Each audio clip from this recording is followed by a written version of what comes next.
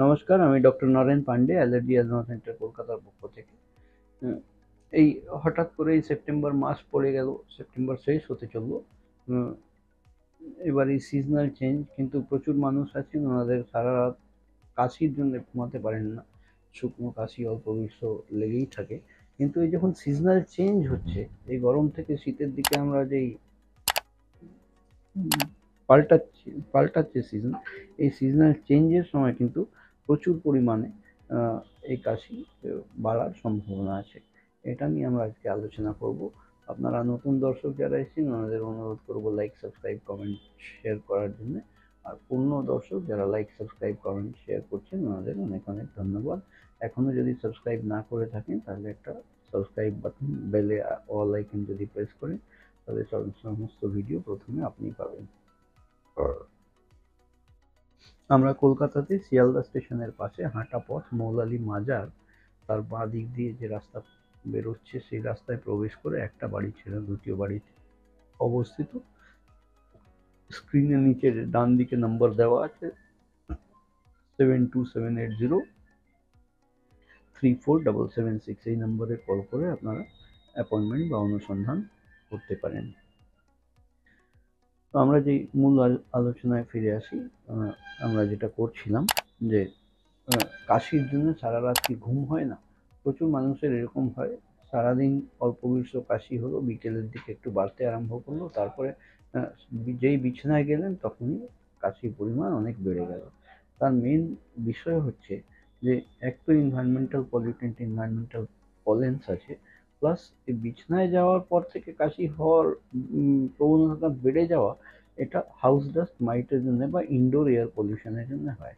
আমাদের ঘরের মধ্যে তোশক, কম্বল, বালিশ, কার্টেন, পর্দা, নিচে কার্পেট, এই সমস্ত যে জিনিস আছে এগুলোর মধ্যে প্রচুর পরিমাণে হাউস ডাস্ট মাইট থাকে। হাউস ডাস্ট মাইট হলো ছোট ছোট পোকা থাকে, সেটাকে মাইট বলা হয়। সেটা খালি চোখে দেখা যায় না, দূরবীনে দেখা যায়, মাইক্রোস্কোপে দেখা যায়।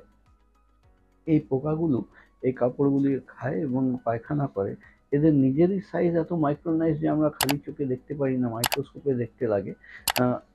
তাহলে এদের পায়খানা কতটুকু হবে, আর সেটা ড্রাই হয়ে ডাস্ট হয়ে ভোলাটাইল হয়ে যায়।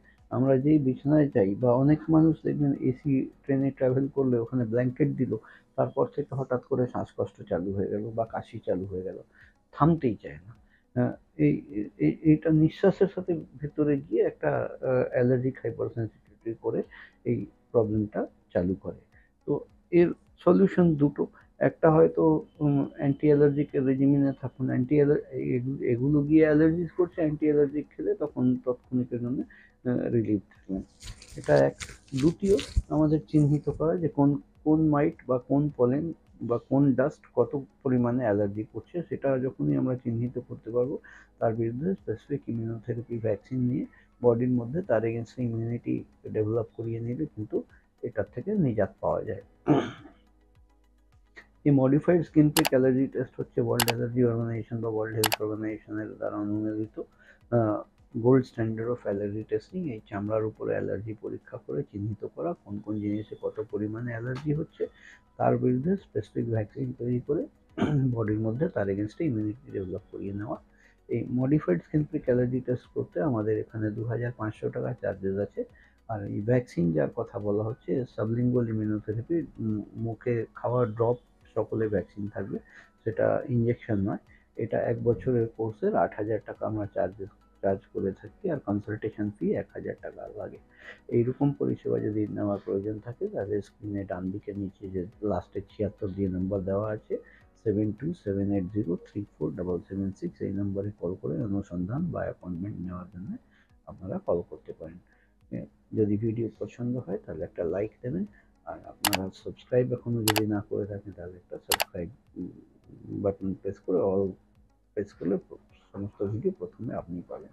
আজকের মতন এখানেই শেষ করলাম। আমি doctor Naren Pandey, allergy centre, Kolkata থেকে।